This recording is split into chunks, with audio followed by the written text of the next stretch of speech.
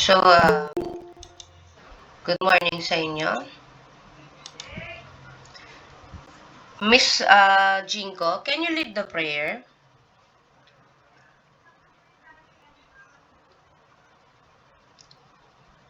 Miss Faith? Hello? Can you lead the prayer, Miss Faith? Hello? Jinko? Miss Faith? Hello?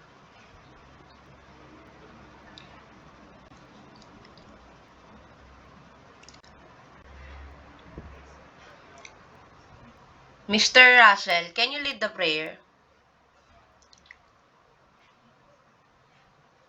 Hello? Hindi man po alam yung prayer sa ma'am, sa DNC. Okay na. prayer po. Oh, sige.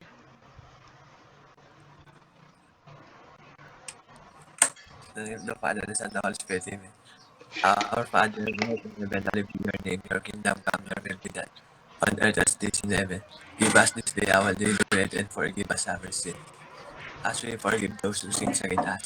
Do not bring us to test, but deliver us from evil. Amen. Okay, thank you. So, ikaw rin yung sa ending prayer mamaya, no, Mr. Russell? Opo, ma'am. Thank you po. Good morning po. Thank you. Morning din. Thank you. So, ang topic natin ngayon sa subject yung Introduction to Philosophy of the Human Person. Isang topic natin is History of Philosophy. So, ito yung una, Pre-Philosophical Period, Pre-Socratic Period, Milesians.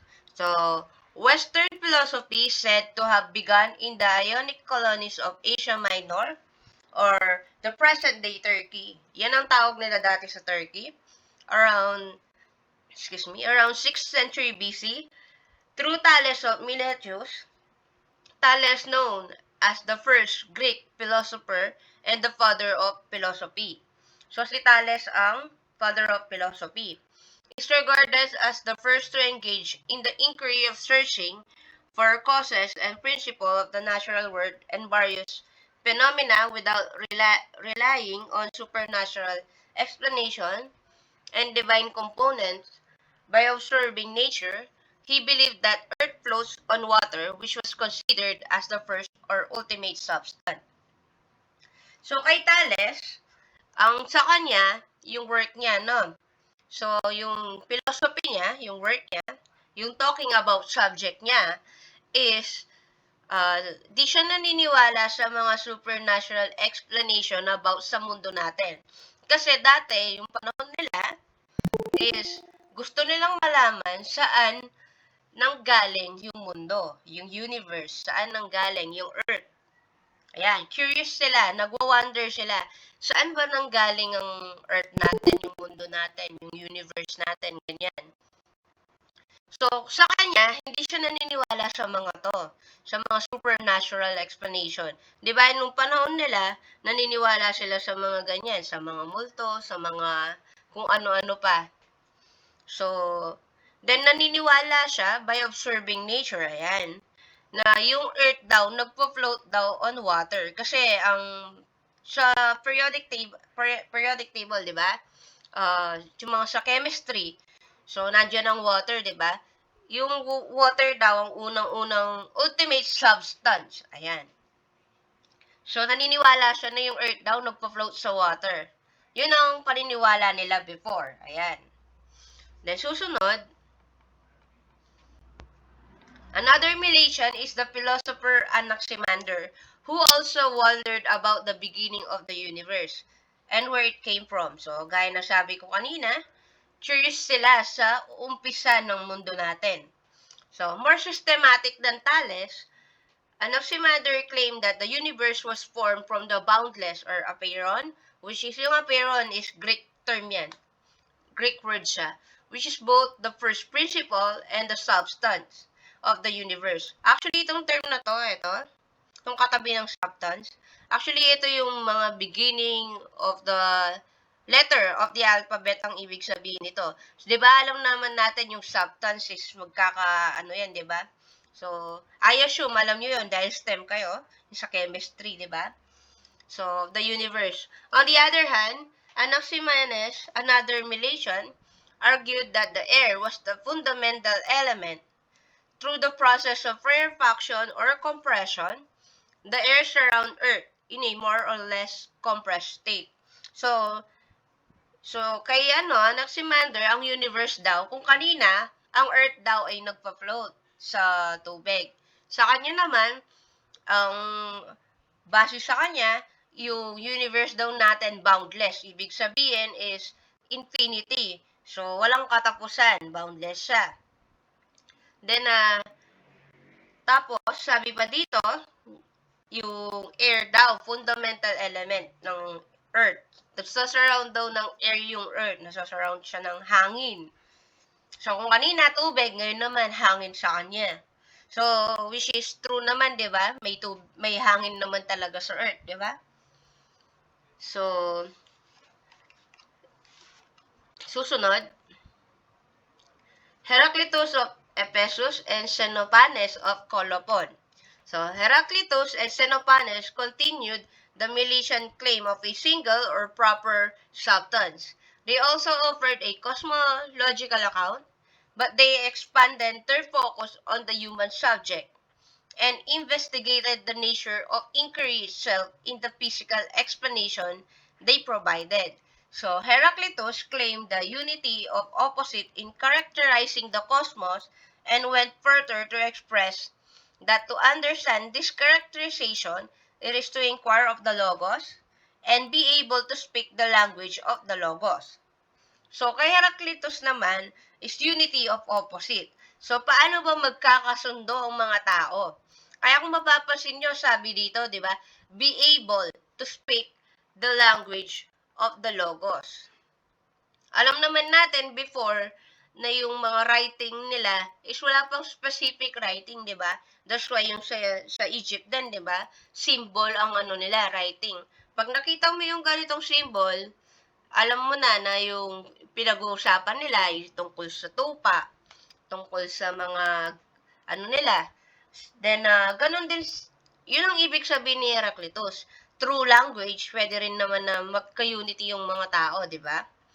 So, susunod naman, kay Xenopanes, on the other hand, claimed that there is a single God. He did not subscribe to the idea of an anthropomorphic God, whom many people believe in his time.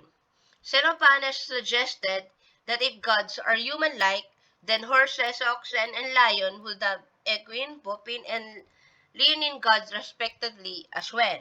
So, ang ibig sabihin lang ni Xenopanes is ganito. Siya, kiniklaim niya na isa lang ang Panginoon natin. Isa lang ang God. And then, hindi siya naniniwala sa anthropomorphic God. Anong ibig sabihin ng anthropomorphic God? Ang ibig sabihin yan, yun yung mga taong nagsasamba sa mga animals na sinasabi nilang God sila. Di ba, nung time na yon, nung sa kanila, is naniniwala sila sa mga ganyan. Dito sa Pilipinas, di ba, pinaniniwalaan nila yung araw, yung between, yung moon, ganyan. Di ba, sinasamba nila yung mga ganyan. So, sa kanila naman is mga animals naman. Yan ang tinatawag na anthropomorphic God. So, si Xenopanes hindi siya naniniwala sa mga yon. Naniniwala siya na may iisang God lang tayo. Kasi yung mga Greek kasi 'di ba naniniwala sila sa different kind of gods, which is sila Zeus, 'di ba? Si Hera, ganyan. Then yan. So, last time, ang bigkas ko sa Pythagoras is Pythagoras, which is wrong pala. So, someone corrected me, so I'm gonna correct you too. Para sa susunod na may magtanong sa inyo, hindi rin kayo magkamali. So, is Pythagoras and Pythagoreans. So, yun. So, the Pythagoreans believe that the cosmos is a structured system ordered by numbers. So, for them, things become knowable because they are structured the way they are. The structure can apparently be expressed in a numerical ratio. Hence, they believe that nature can be quantified. So, as we know naman, Pythagoras is the father of mathematics. So, Then susunod, the Pre-Socratic and their point of view express a tendency toward observation and analysis. Since this point of view are devoid of any mythical notion, they are already somewhat scientific. So their main concern is the nature of phenomena or what constitute the cosmos. Testimonia, reports from the ancient authors about the thinker's life and thought, and fragments, passages taken to be direct quotation, reveal that they are also concerned with the religious and ethical thoughts, the nature of understanding, mathematics, and other areas of concern. Their philosophies have influenced later philosophers and are said to extend to the whole of Western philosophy. Wait lang.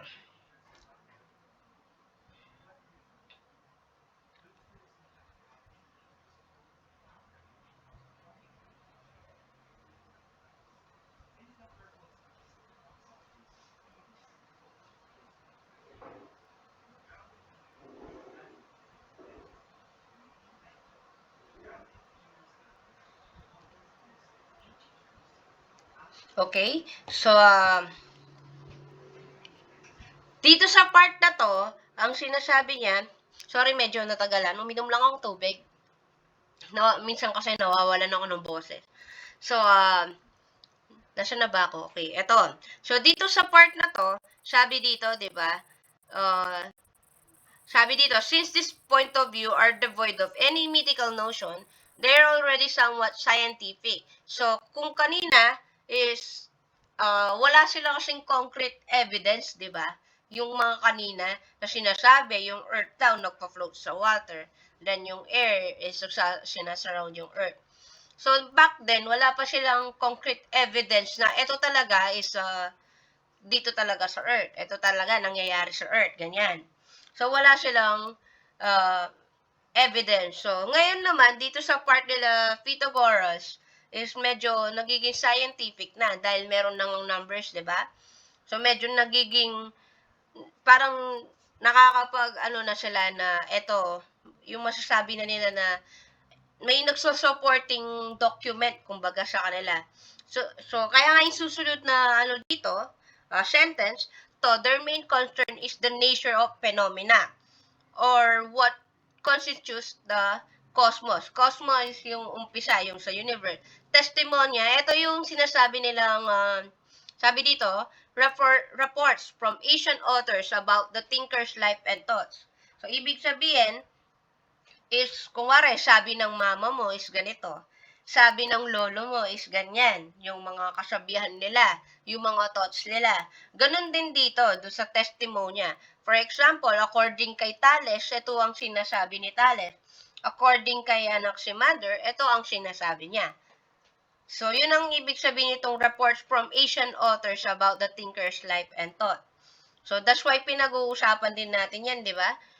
So, susunod, fragment. Ito yung mga kinukuha ninyong quotes sa mga iba't ibang tao. So, sa kanila dati, ganyan. So, kung wari, sabi ni Thales, ito yung quote niya. Tapos, sasabihin, kay Thales to, ganyan. Diba parang kayo pag sa Facebook, kaya naghanap kayong quotes. So, ganun din. Kasi nga yung mga philosophers kasi gusto nila na, makagain ng knowledge, makagain ng bagong information. That's why they doing this kind of thing. Then sabi dito, reveal that they are also concerned with religious and ethical thought. So, nagbabago na yung way of thinking ng mga philosophers dito sa panahon na to. Nagiging napapasok na nila yung religion. Kaya nga sabi kanina, 'di ba? Naniniwala si Xenophanes na may isang God. Then, ethical thought. So more on ano yung ethical thought, di ba? If you still remember our topic, naka-highlight pa yon, right and wrong. Pag kasi pinag-uusapan ng ethics, yun ang meaning niya. Right and wrong. Alam nung tao, base sa behavior ng tao yon. So, ang tao is alam niya yung tama at mali. Nagsaset siya ng mga standard na parang sa bahay ninyo, di ba? Di na tayo lalayo, sa bahay na lang ninyo. May rules sa bahay niyo na kunwari, sabi kunwari ni mama mo, or yung daddy mo, or yung lola at lolo mo, sabi mo nila, bawal lumabas ngayong araw na to. Kasi family day, or Sunday, kunwari, family day. So, bawal lumabas, bawal ano sa labas. O pag weekdays, kung wari, aalis ka, so hanggang 5 o'clock ka lang. So, yun ang ibig sabihin ng ethics. So, may dito, kay Pythagoras, yung mga ibang philosopher, nag-iiba na rin yung ano nila. Hindi na lang sila nagpo-focus sa isang bagay. Hindi lang sa cosmos, hindi lang sa universe, beginning of the universe, ang gusto nilang pag-usapan or gusto nilang gawin na work or talking about subject, ganyan. So, kaya nga, sabi dito, ayan no, understanding mathematics and other areas of concern. That's why, kanina, di ba, language, yung logos, di ba? So, nag-iiba na. So, nadadagdag yung mga gusto nilang malaman sa paligid nila.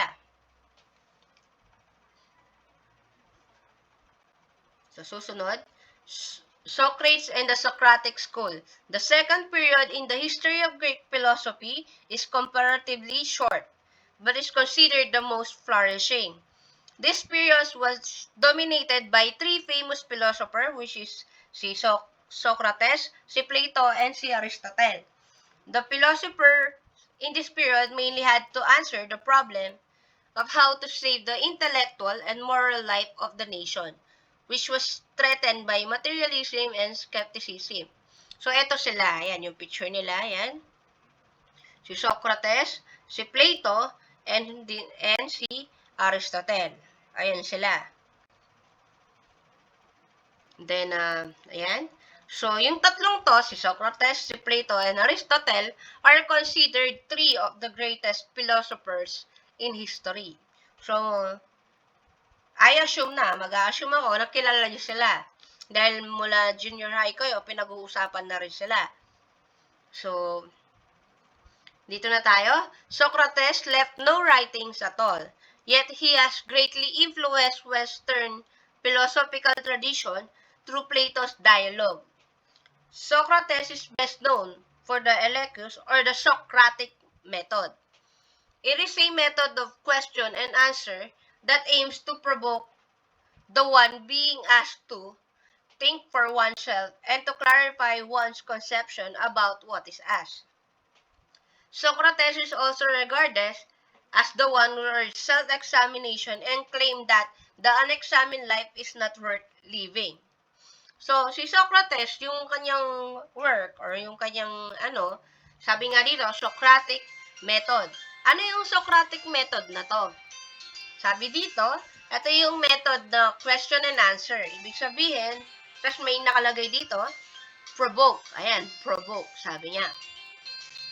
So, ibig sabihin kasi nung work ni Socrates is ganito.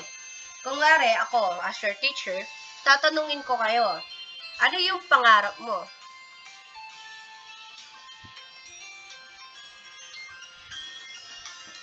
Wait lang na. Wait.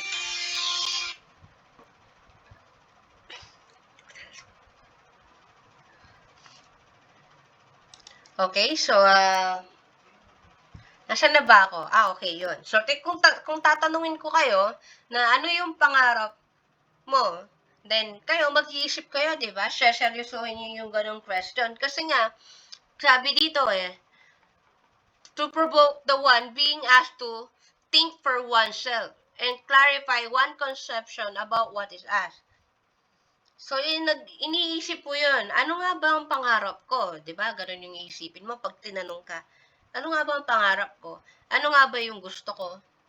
Gusto kong mangyari in the future. So, nagre-reflect ka. Ganun ang ibig sabihin ni Socrates, diba? So, iniisip mo, ito ba yung gusto ko talaga in the future? So, tapos, dito sa sinabi ni Socrates, dito sa, andali. upbeat ko lang yung classmate nyo. Ito, the unexamined life is not worth living. So, anong ibig sabihin ito? Sobrang lalim, di ba? The unexamined life is not worth living. Ano ba yung unexamined life? May exam ba sa life? Ganon?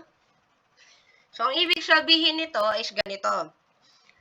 Di ba, may mga taong, di naman lahat, there are some people lang naman na yung nag-go with the flow sa buhay. Yung tipong, okay, sige, ganito yung gawin natin, okay, ganito yung gusto kong tahakin, okay, ganyan. So, without thinking carefully, ganyan, na ano nga ba yung gusto niya sa buhay. Then, minsan nangyayari, dahil nga ganun yung attitude niya sa life, di ko nilalahat, no? This is just an example. So, di ko sinasabi yung buhay ng ganito is ganyan.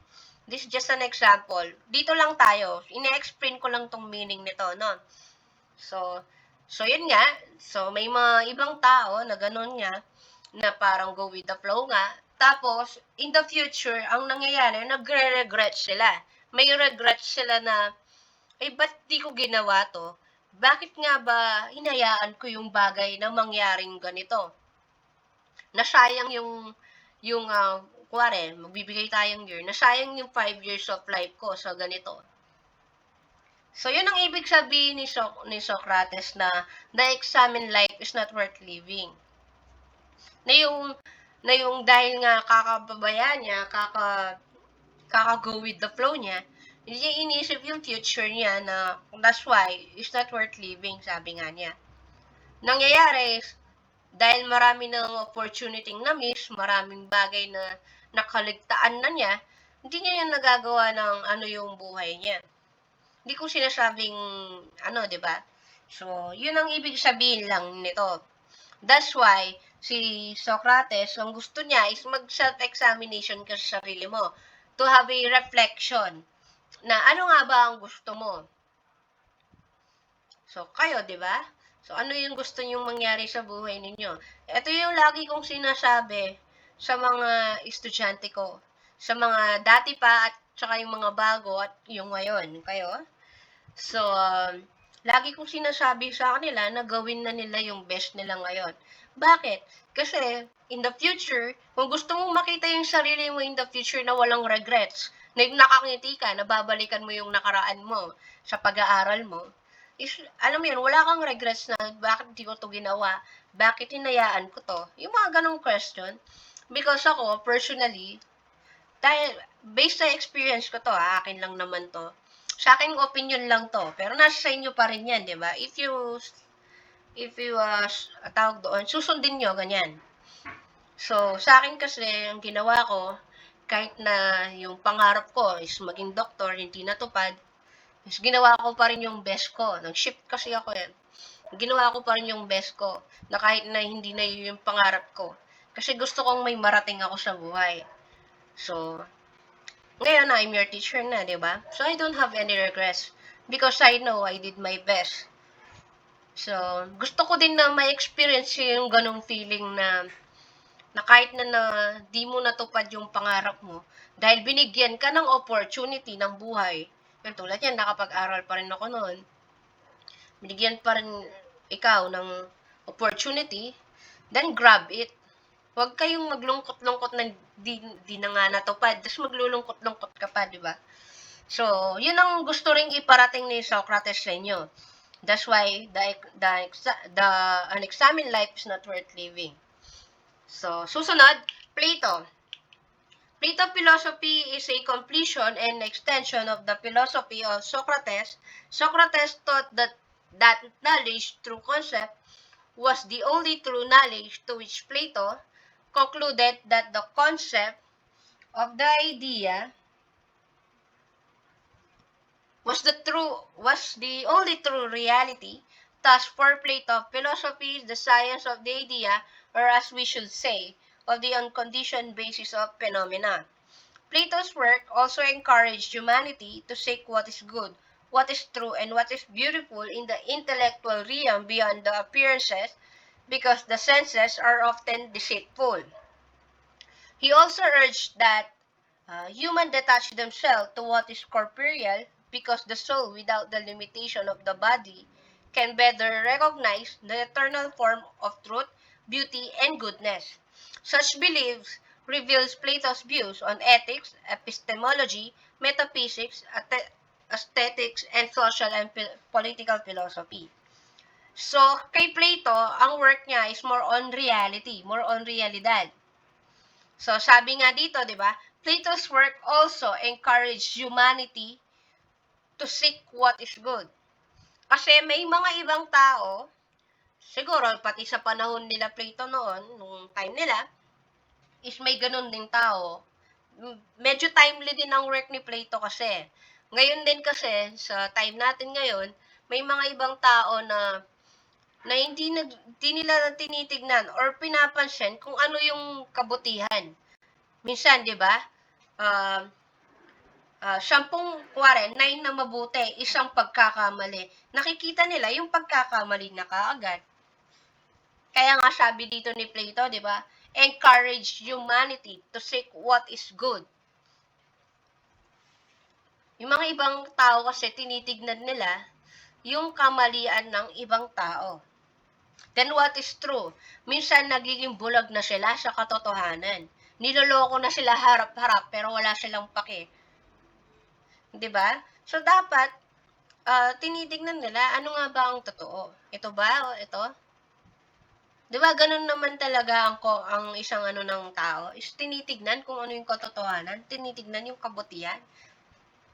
Then what is beautiful, sabi dito, in the intellectual realm beyond the appearances, because the senses are often deceitful. Ibig sabihin yan, oo, maganda ka nga, pero pangit naman yung ugali mo. Kaya nga sabi dito, because the senses are often deceitful. Minsan mapanglin lang ang mata natin, yung mga senses natin. Wari, ang ganda-ganda tignan ng pagkain, pag tinikman mo, pangit pala ang lasa. Di ba may mga ganong bagay? So, ganun yung ibig sabihin ni Plato, na ine-explain ko lang yung natin, no? Sana walang ma-offend. This is just a topic lang. So, yun nga, sabi nga ni Plato, hanapin mo yung kabutihan ng tao. Hanapin mo. Hindi yung kasamaan, hindi yung ugali niyang Kasi, di ba? Let's face it, di ba? Tao pa rin tayo, nagkakamali. So, hanapin mo yung mga bagay na ginawa niyang mabuti. 'Di ba? So, what is true? Ano ba yung katotohanan? Huwag kayong masyadong magpabulag sa mga ibang taong, alam mo yun, kung niloloko ka na, talagang hindi ka nila, tawag doon, wala silang care sa'yo, then, let go. Bakit mo sinasaktan yung sarili mo sa ganung bagay? Sabi nga ninyo, di ba, yung mga term ninyo, huwag kayong marupok, di ba? Huwag tayong maging marupok sa ganung bagay. Di ba? Di tayo magiging masaya if you stay na ganoon. Huwag yung sabihin sa akin hindi madali na mag-let go. Oo, hindi madaling mag-let go. Pero kung nasasaktan ka na yun, etc., di ba? Sa ganung situation, then let go. Hindi worth it yung ganun pain. Di ba? So, bakit parang humuhugot ako sa sinasabi ko sa inyo? Bigla akong na-realize. But anyway, pero reality talks kasi talaga to itong works ni Plato. So, yun nga, hindi porke maganda is maganda nga talaga. Kaya sabi ko nga sa inyo, tignan nyo ng maayos. Huwag kayong magbasta-basta na nakita nyo lang, uy, ang gwapo-gwapo niya, ganyan. Tapos bigla-bigla, ang pangit pala ng ugali. Uy, ang ganda-ganda niya. Tapos nakilala mo siya, pangit pala yung ugali niya. Pero wag tayong masyadong mag-conclude kagad na pangit talaga ang ugali niya. Kilalanin mo muna. Pag nakilala mo na siya at talagang ganun talaga, then you don't have any choice na ganun talaga yung pagkatao niya. Kasi you can force someone to change. Sabi nga nila. Kasi sa tao talaga yun eh. Dapat sa kanya magsimula yun na magbago siya. Hindi tayo. Eh di yung mabuti kung nagbago talaga siya para sa atin, eh di mabuti. Pero if di talaga siya nagbago, then don't have a choice. So, dito, sabi, he also urged that human detach themselves to what is corporeal because the soul without limitation of the body can better recognize the eternal form of truth, beauty, and goodness. So, ang ibig sabihin kasi nito, may mga taong hindi sila masyadong nakikisalamuha sa labas. In reality, ganyan. Hindi siya nakikisalamuha sa mga tao. Di ba kaya nga may introvert? Minsan yung mga introvert, mahilig magbasa, mahilig manood ng anime, mahilig manood ng K-pop, ng K-drama, ganyan. So, mas gusto pa nila na doon sa fantasy, ganyan, na hindi reality, mas gusto pa nila parang mabuhay sa ganon. Kasi, mas na-appreciate nila yung ganong bagay. So, which is for me, okay lang naman na once in a while, ano ka, di ba? Manood ng ganoon. Pero wag naman yung tipong parang, alam mo yun, yung doon na lang umiikot yung mundo mo. Kasi let's face it, ang tao is hindi naman nabubuhay mag-isa. Minsan kailangan din natin ng ibang tao. Paminsan-minsan. So, susunod, Aristotle philosophy is often described as an opposition to the Platonic philosophical tradition. Actually, ang work ni Aristotle is ganito siya. Sabi dito, for Aristotle, human being philosophize because they wonder about the world, and as they do, more things of their experiences appear puzzling. So, minsan, kahit na na-experience mo na yung ganung bagay, kahit may idea ka na, minsan naguguluhan ka. Ganito ba talaga dapat to? Ganito. Minsan nag-overthink ka na, di ba? Na dapat pala ganito, dapat pala ganyan. Then, ang method kasi ni Aristotle, excuse me, is nag-a-analyze siya doon sa situation na ginagawa niya. So, gusto niya na may credible evidence. Gusto niya may evidence sa bawat na ginagawa niya. So, kaya nga sabi dito, ayan o, his method focuses on analyzing phenomena or experience and proving credible opinion about these experiences to arrive at adequate proof. So, dito, more on, di ba, dati, wala silang proof. Ngayon, mula kay Pythagoras hanggang dito, is nag-ano na sila ng proof, evidence na eto, ganito nangyari, eto, ganito yung, sitwasyon. Ganito yung kinalalabasan niya. So, yun ang ibig sabihin ganito yung work ni Aristotle, ayan. Kailangan is meron talagang evidence. And then, nasaan na ba tayo? Ito. Dito na tayo sa pangatlong paragraph. So, if you notice, yung mga work nila, more on reflection and analysis sila. So, ano ba yung pangarap mo? So, di ba? Yung kay Socrates, di ba? Ganon, ano yung pangarap mo? O dito kay Plato. So, yung pangarap mo ba, makakabuti ba para sa'yo o para sa iba? Di ba? Gusto mo ba talaga yon o gusto lang ng iba? Tapos, may nakikita pa ako sa Facebook, passion or career. May ganong question.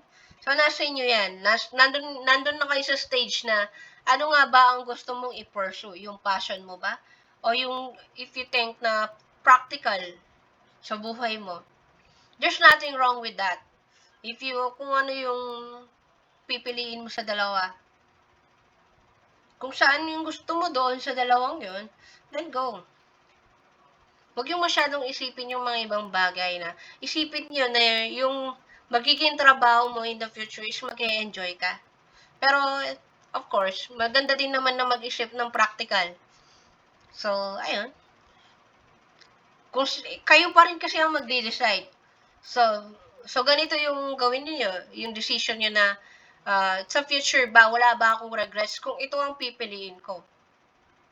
Kasi 'di ba, hindi mo na mababalik. So nandito kayo sa sitwasyon na makakapag-isip pa kayo. May isang year pa kayo ng senior high nyo, grade 12, 'di ba? So isipin niyo ng maayos yung mga bagay-bagay. Huwag yung pagsigulang bahala yung mga ganyang decision. Kasi yung mga ganyang decision sa buhay natin is really serious. You can, take it back. Pag nangyari na, nangyari na. Hindi mo na mababalik. That's why, alam mo yun, ask your, kausapin nyo yung parents ninyo, yung kapatid ninyo, or kaya yung teacher ninyo, yung advisor nyo, yung mga friends nyo, ayan. 'Di ba? So, ayun, reflection and analysis yung ano nila. Tapos si Aristotle, ayan, evidence, di ba? So, ano yung magiging evidence doon sa tanong ko na ano yung pangarap mo? So, for example, pinili mo is gusto mo makatulong sa iba, gusto mo maging doktor. Kasi STEM kayo, di ba? So, there are some na magiging engineer in the future, magiging doctor in the future, magiging architect in the future. So, or kaya yung iba, gusto maging piloto, ganyan. Maging pulis, maging sundalo, ganyan. So, yun, kung wari, nakapag-decide ka na dun sa mga sinabi kong profession, and then, ayun na yung evidence, ayun na yung proof na, eto na talaga yung gusto mo. Gusto mong tumulong sa iba, that's why pinili mo yung profession na doctor. Diba? You're saving life. Then, three kinds of love. O, diba? Sana all may love, diba? O, three kinds of love. So, eros, a kind of love that is passionate. So, pwede yung love na to, sabi dito, di ba? Eros, love of desire. So, pwede yung love na to sa eros, pwede yung passion mo na, kuwari, sa drawing, sa writing, sa dancing, sa singing, or kaya sa pag-aaral, passionate ka doon. Pwede yun. Then, agape, represent the absolute and unconditional love of God for mankind. So, ang agape is unconditional love ni God sa atin. So, yun ang ibig niyang sabihin. Ibig sabihin, walang hangganan na pagmamahal. So, pure and lasting. And philia involves a fondness and appreciation of the qualities of the beloved. Forms of philia may be directed in friendship, family, or profession. So, ang philia is more on, friendship, family, or profession. You love your family because sila yung nandyan pag kailangan na kailangan mo talaga sila, di ba? Nandyan sila. Pag nasa low and lowest part of your life ka na, sila ang takbuhan mo. Then friendship, ayan. Pag malungkot ka or kaya kailangan ng advice or kaya na hindi mo masabi sa mga family mo, sila yung nilalapitan mo. Mahal mo sila kasi na-appreciate mo sila. That's why sabi dito, di ba? Involves a fondness and appreciation. Na susunod. Ito, na-explain ko na tong branches sa inyo before. So, sasabihin ko lang sila na very, very, konti. Kasi na-explain ko na to sa last meeting natin. So, sa metaphysics, sabi dito, ultimate reality. So, if you still remember the question na what is the meaning of life? What is your purpose in life? Does God exist? So, yung mga ganong question is, reality sila, di ba? So, ano nga ba? Nag-exist nga ba si God? So, ano nga ba talaga ang life? Ano nga ba talaga meaning niya? So, hinahanapan mo yung katotohanan, di ba? Hinahanap mo yung talagang ano ba talaga. Then, epistemology, ang meaning yan, di ba? Comes from the Greek word episteme, which means knowledge, di ba? Yung epistemology. Sabi dito, the study of the nature and foundation of knowledge, mainly with reference to its bound. Then, study of knowing how to determine if we really know something. That's why, di ba, yung mga teachers ninyo, ako at yung mga ibang teachers ninyo, is nagpapa-exam sila sa inyo. Excuse me, para malaman talaga if natuto ba kayo o hindi sa subject nila. If you really know something, sabi nga niya, di ba? If natuto kayo or hindi. Lalo na sa face-to-face, di ba? Tatanungin pa kayo niyan. O, tatawagin yung pangalan nyo. Tatanong, ano yung ganito, ano yung ganyan. Then ethics, ayan, sinabi ko na to kanina, di ba? In-explain ko ulit kanina. So, sasabihin ko lang din ulit ngayon. Set up moral principle. So, sa bahay nyo, may batas, di ba? Bawal lumabas. Joke lang. So, ayun, may mga batas na sa bahay ninyo na, oh, O ikaw yung maghuhugas ng plato ngayon. O bukas, yung kapatid mo naman ang maghuhugas ng plato. O ikaw ang maglalaba ngayon. O bukas naman, ako naman ang maglalaba. May mga rules and regulation. Or kaya sasabihin ng magulang mo na bawal magbura, ganyan. Kasi tinuturuan ka ng, kaya nga sabi dito, the discipline dealing with what is good and bad. Tinuturuan kayo ng tama at sinasabi sa inyo kung ano yung mga mali. The exercise of moral duties and obligation. Ginagawa mo yung mga sumusunod ka sa mga rules. 'Di ba? Sumusunod ka sa kanila, sa mga rules at tsaka sa mga magulang mo. Logic. The science of the formal, prescribed, and proper principle of reasoning. The study of the rubrics of correct reasoning. Ang logic kasi is more on parang hinahanapan niya na kung yung argument mo ba talaga is valid ba talaga. So, kunwari, si Ella ba talaga ay may hawak ba siya ng apple? Ganyan. Tulad ng mga example ko last meeting. So, susunod, ayan. When a person has love for wisdom, it goes without saying that he has appreciation for knowledge. Then, what is the difference between wisdom and knowledge? Ano nga ba ang difference ng dalawang yan? Is wisdom knowing how to apply knowledge, or it is the other way around? While many have mistaken notion that wisdom and knowledge are synonymous and interchangeable, they are actually different. Though both refer to the mind, there are indeed variation in their respective meaning and consequently in terms of application. Actually, ang dalawang to ay magkaiba. Wisdom and knowledge. Hindi sila pareho. So, ano ang ibig niyang sabihin? So, aalamin natin. Ito, knowledge muna tayo. Is the accumulation of facts, information, and data gained through study, research, and actual experiences. These are the particulars and specific that may have been observed in detail. So, ibig sabihin, is ang knowledge, pag sinabi sa inyong knowledge, ito yung ibig niyang sabihin. Natututunan sila, napag-aaralan sila. Kaya nga, ang nakalagay na meaning sa kanila, study, napag-aaralan, di ba? Pinag-aaralan ninyo, ayan. Research, hinahanapan nyo ng solution yung problema.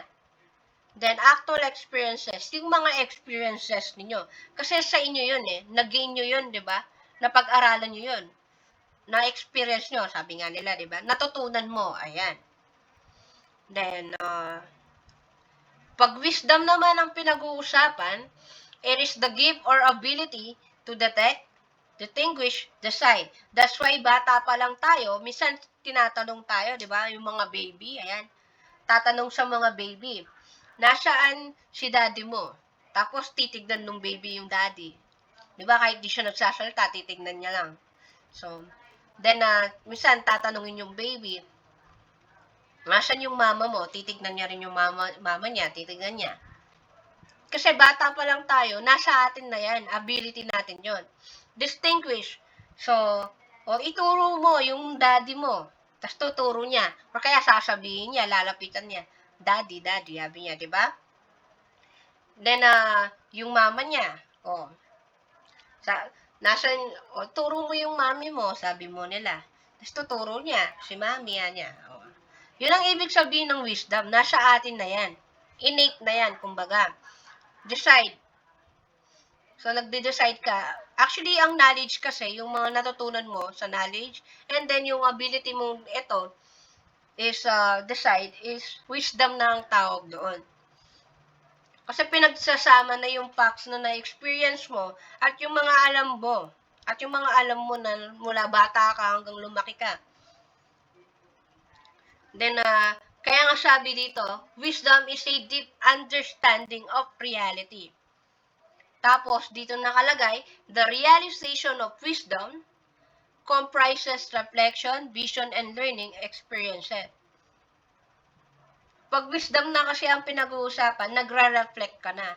Ito bang na-experience kong to is, okay lang ba talaga to? Ito bang na-experience kong to is, makakatulong ba sa akin? Kaya nag-decide ka, di ba? Decide, ayan, no? Decide, sabi niya dito. So, sa susunod na tayo. Ito, example. You are about to ask permission from your parents to go somewhere on weekend. Basically, a parent will normally ask any of all of the following. Where are you going? What are your reasons for going? Who will be your companion? How long will you be out on that weekend? So usually, ang nanay natin ang nagtatanong yan. 'Di ba? Pag nagpapaalam tayo, tatanungin ka nila, saan ka pupunta? Bakit ka ba pupunta doon? Sino ba yung mga kasama mo? So hanggang anong oras ka ba? Doon sa Sabado, hanggang oras ka ba? Pero may deeper question dyan. Usually, ang nagtatanong yan is yung tatay natin. Why do you want to be there?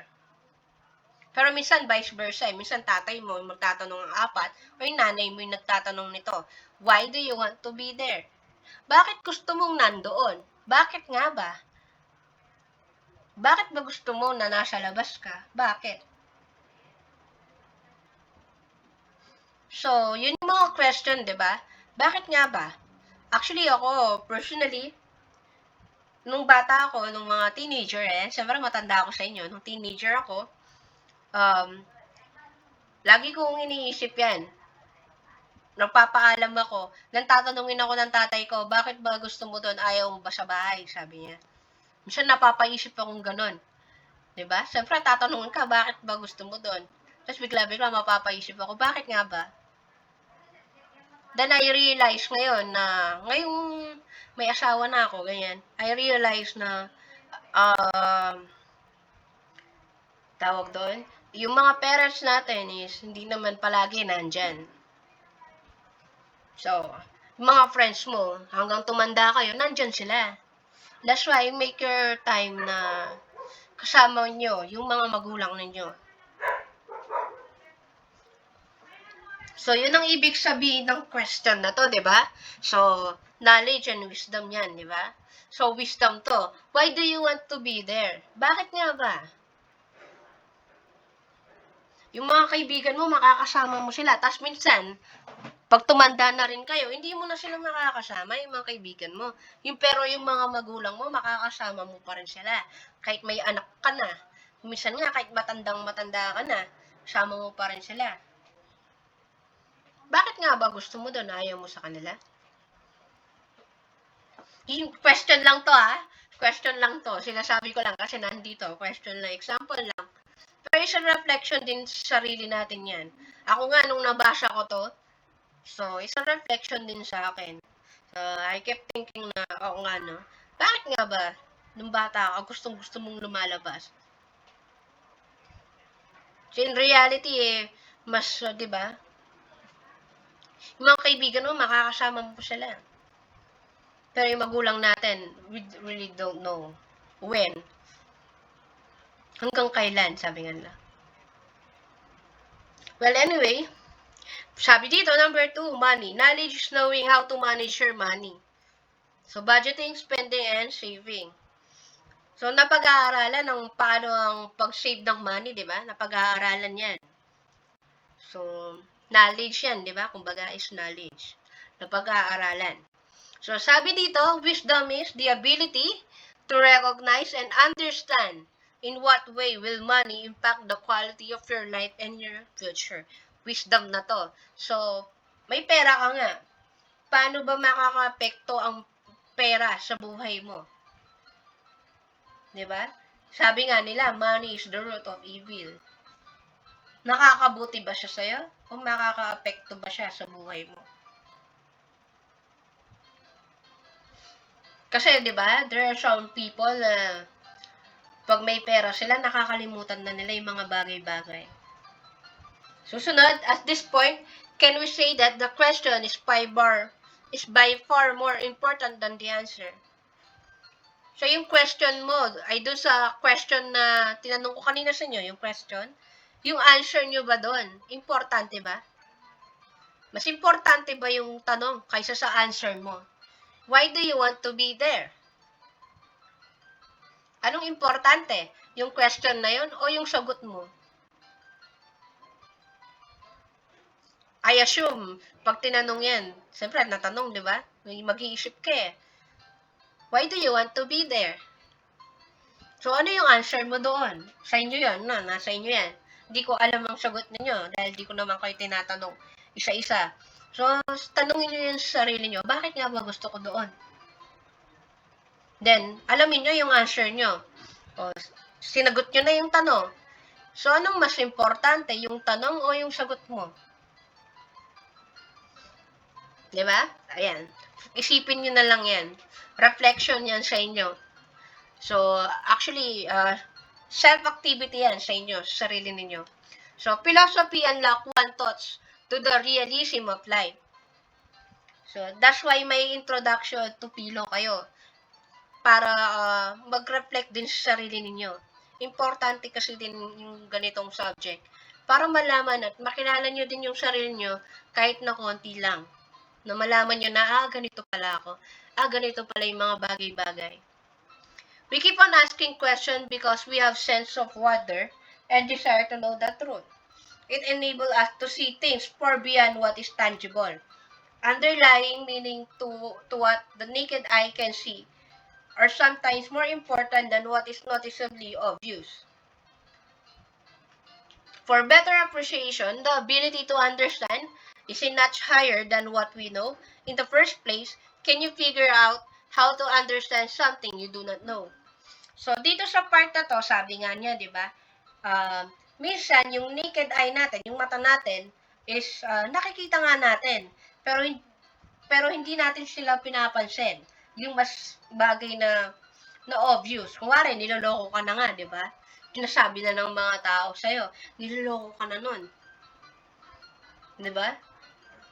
So, dapat, if alam mo nang niloloko ka, let go. Hayaan mo na. Bakit mo pahihirapan sarili mo? Kung ayaw ka niya, edi don't mo. Edi don't mo. Diba? O. Bakit mo pahihirapan sarili mo sa mga bagay na nakakasakit sa'yo? Kung nga yung magulang mo, ayaw kang madapuan ng insekto, tapos gaganon-ganon, diba? So, yun ang ibig sabihin nito. Then, is there life after death? So, di natin alam to, di ba? Kaya nga sabi, can you figure out how to understand something you do not know? Paano mo masasagot yung isang bagay na hindi mo na-experience, na hindi mo na-gain ng knowledge, di ba? Kaya nga sabi dito, dapat makagain ka muna ng knowledge about dito. So, kahit na may wisdom ka, sabi nga, is a gift or ability to detect, decide, distinguish, hindi mo pa rin ma-answer to. Kasi hindi mo pa talaga siya na-experience. And nobody, di ba? Na-experience yung ganyang bagay. Philosophizing, Ayan. So, ayan. Knowledge. So, knowledge and wisdom. Ayan, di ba? Knowledge ay experience. Yung wisdom ay reason. Kaya nga nakalagay doon, di ba? Decide. Nakalagay doon, detect. Distinguish. Oh. So, experience, reason. Ayan. So, minsan, ang wisdom kasi, dahil nga may wisdom ka na, alam mo na. Diba? Meron kang nag-gain na ganyan. Is, ine-explain mo, kunwari, bakit ba ganito? Sabi mo nung kaklase, na-experience ko yan. Sabi mo, ganito siya, reason. E-explain mo sa kanila na eto, ganito.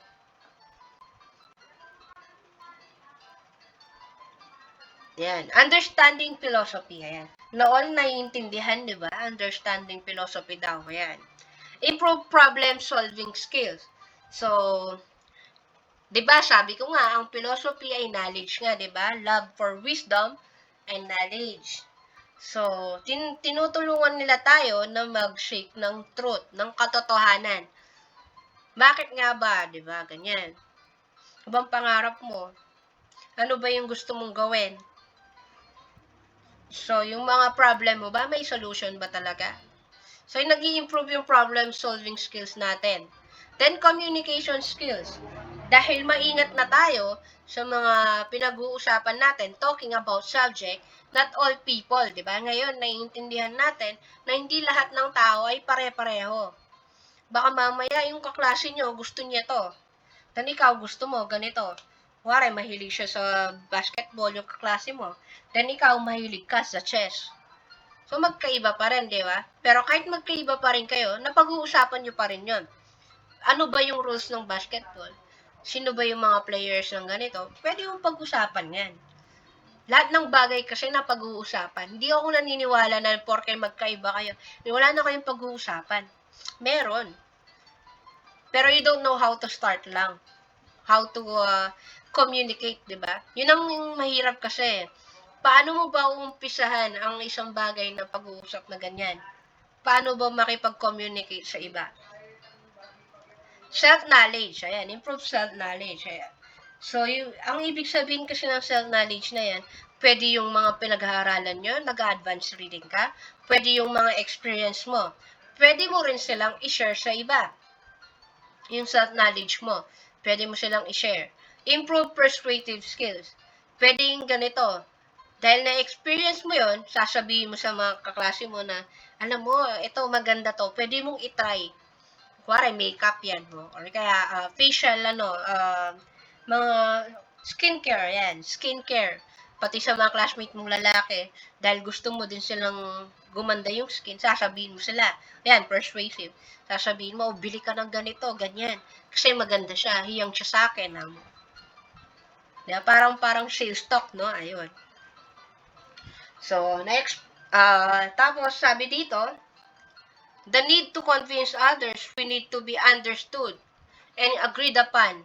We need to be accepted. So, for me, depende pa rin sa situation kasi na kailangan accepted or hindi.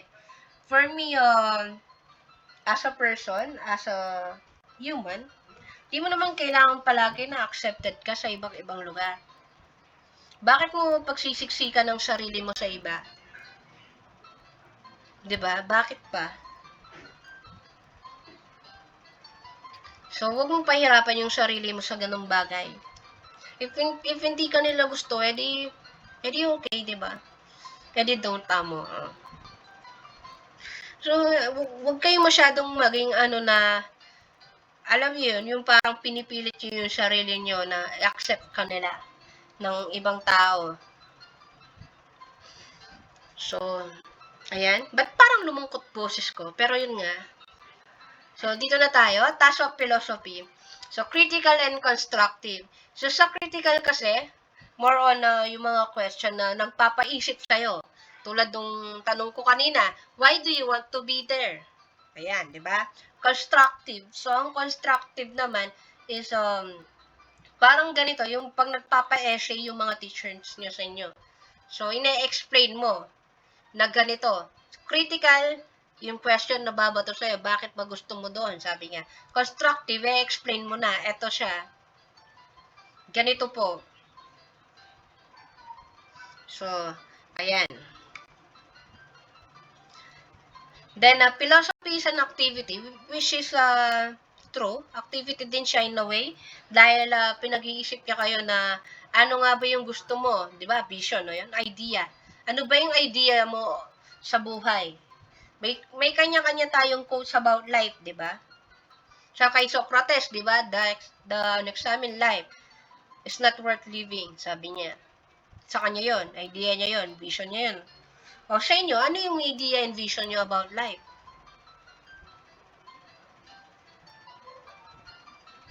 So, value of philosophy, ayan. Ang value ng philosophy actually lumawak na. Kung dati is gusto lang nilang malaman kung saan nagsimula ang mundo, ngayon marami ng iba't ibang bagay yan. Kaya nga sa ABM actually may business ethics sila. So alam naman natin ang ethics ay isang branches of philosophy. Kaya nakalagay dito, science and technology, business and economics. Actually, ang engineering, alam ko may ethics din siya. Alam ko may philosophy din ang engineering. May economics din ang engineering, alam ko eh. economic engineering, alam ko meron sila.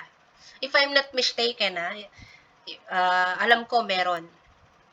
Pero yon, so importante ang philosophy sa buhay natin.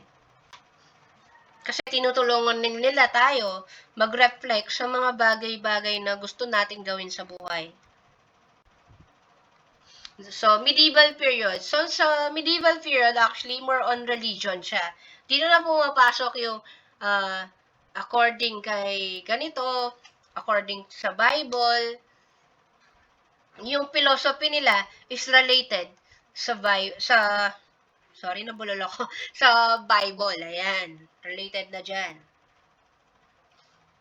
Kaya nga scholasticism. Parang sa kay Confucius din, di ba? Sa Buddhism, ayan. Yung panahon nila. Pinag-aaralan nila yan. So, modern period, ayan. Rationalism, empiricism, and cult philosophy. So, in-explain ko to last meeting sa inyo, di ba? Yung rationalism and empiricism. So, pag sinabing rationalism, di ba, is may idea ka. Idea pa lang siya. May knowledge ka about doon. Idea lang talaga. Pero hindi mo pa siya na-experience. Wala ka pang experience doon. Parang yung tinanong ko sa inyo last meeting, di ba? Nakapunta ka na ba sa Enchanted Kingdom? So, yung kuwari, ang sagot mo, hindi. Pero may idea ako kung ano yung Enchanted Kingdom. Isang amusement park siya. Pero hindi mo siya na-experience. Then, susunod is empiricism. Sa empiricism naman is, na-experience mo siya, na-experience. So, masasabi mo na, ito, nakapunta na ako sa Enchanted Kingdom, ganito yung feeling pag sumakay ka sa roller coaster, ganyan. Nakakatakot, mo, ganyan. Yung mga kasabayan ko, sumisigaw sila, dahil takot sila, ganyan, no? So, may ano na siya, knowledge na doon. Dahil na-experience na nga niya, di ba? May wisdom na siya, kumbaga. Ito, sabi nga dito, may example dito, sabi niya, imagine the color red. Suppose you are told so many information about color red, though you have not seen one. Tapos, you somehow have an idea of what it is. But once you are exposed to a place where colors are, will you be able to identify the color red from other colors? Somehow, empiricists insist that you cannot because you have no experience of the color red. So, oo, may information ka about color red, nasabi sa'yo ano yung color red. Pero dahil hindi mo alam, di ka na-expose sa color red, hindi mo pa rin siya madidistinguish. Hindi mo pa rin siya alam, ganyan. Unless, na-expose ka na, sinabing eto yung color red.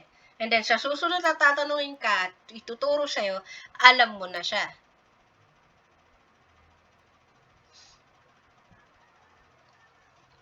So, kay Immanuel Kant na tayo. Kay Immanuel Kant, actually, yung pinagsama na empiricism tsaka rationalism. Sabi dito, Immanuel Kant, an 18th century German philosopher, is known to be one of the greatest thinker in the history of Western philosophy for various reasons. One reason is contribution to the development of modern philosophy, most especially in epistemology. Contrary to the philosophical views held by empiricists and rationalists, Kant made a significant breakthrough by introducing the idea of synthetic, a prior knowledge. According to him, this power of knowledge is product of both reason and experience. It means that to make sense of our experience of something, we need concept to describe it, while experience supplies the content of our concept necessary informing judgment about our experience. Ibig sabihin ng philosophy ni Immanuel Kant is ganito. So, dahil na-experience mo yung bagay na yon, is kailangan mo ng reason, di ba? Knowledge and wisdom. Di ba? Experience, reason. So, ina-explain mo. Yung experience mo sa ibang tao. Excuse me? Na-explain mo. So, ayun, pinagsama sila. Yun ang ibig niyang sabihin ni Immanuel Kant. Pinagsama. So, dahil nga na-experience mo, explain mo doon sa kaklase mo, ganito yung na-experience ko. Kung wari, sa concert, ayan, sa concert, nag-attend ka ng concert, the next, na-explain mo sa classmate mo, ganito yung nangyari sa concert, ganyan-ganyan. Para magkaroon ng idea yung klase mo na pag siya yung nag-attend ng concert, may idea na siya. Yun ang kay Immanuel Kant.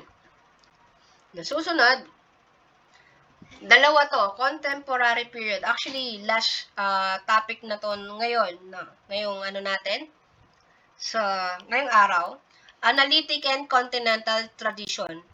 So, dalawa to. Sa analytic kasi, may tatlong philosopher.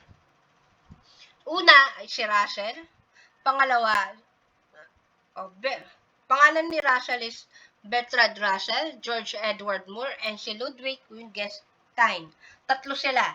Kay Russell, ang kanyang work or yung philosophy niya is, sabi dito, involves an analysis of meaningfulness of description as opposed to name that designate or denote a subject. So, importante ba talaga yung topic na yun? Importante ba talaga yung lugar na yun? Importante nga ba talaga yung bagay na yun?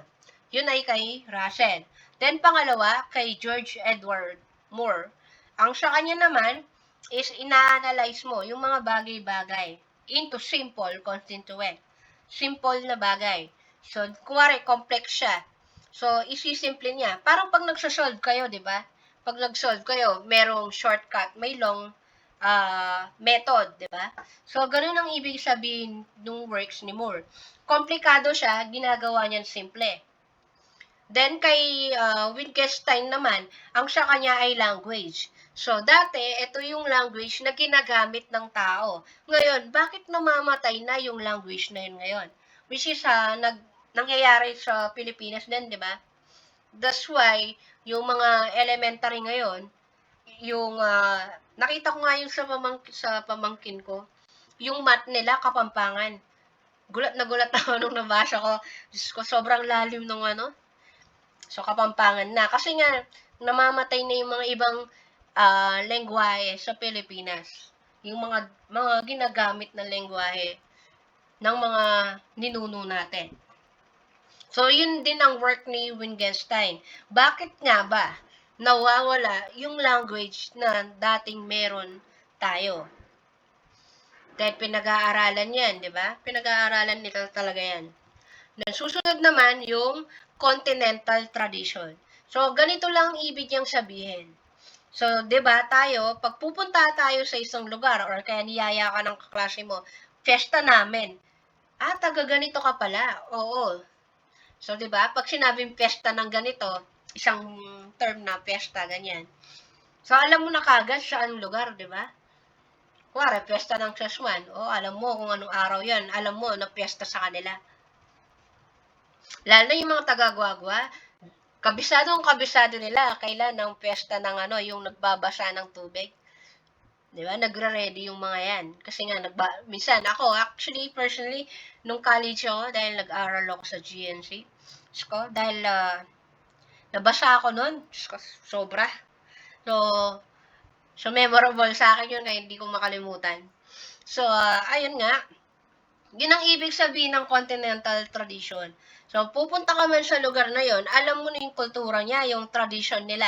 Alam mo kung anong bansa yun, base sa kultura nila and tradition. So, kayo, minsan tatanungin, di ba, saan nagsimula yung Death March? Hanggang saan siya natapos? Hanggang yung World War II. So, dito siya naganap, dito siya naganon. Continental tradition ang tawag sa mga ganyan. So,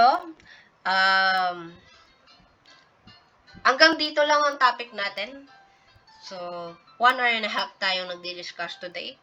So, si Mr. Russell, can you lead the ending prayer na?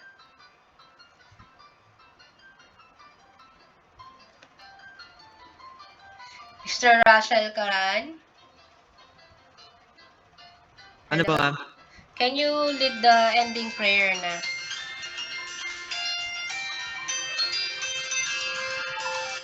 Believe in Father, the Son, the Holy Spirit. Amen. Our Father, working in heaven, hallowed be your name. Your kingdom come, your will be done, on earth as it is in heaven. Give us this day our daily bread, and forgive us our sins, as we forgive those who sin against us. Do not bring us to the test, but deliver us from evil. Amen. Okay, thank you, Mr. Russell, sorry. Have a nice day. Kain na din kayo. I know, baka gutom na rin kayo dahil mahaba-haba ang discussion natin today. So, next meeting ko ibibigay or kaya siguro sa Saturday or Sunday ko ibibigay yung activity nyo. Pero hanggang next week yung pasahan nun. So, have a nice day. And ingat kayo.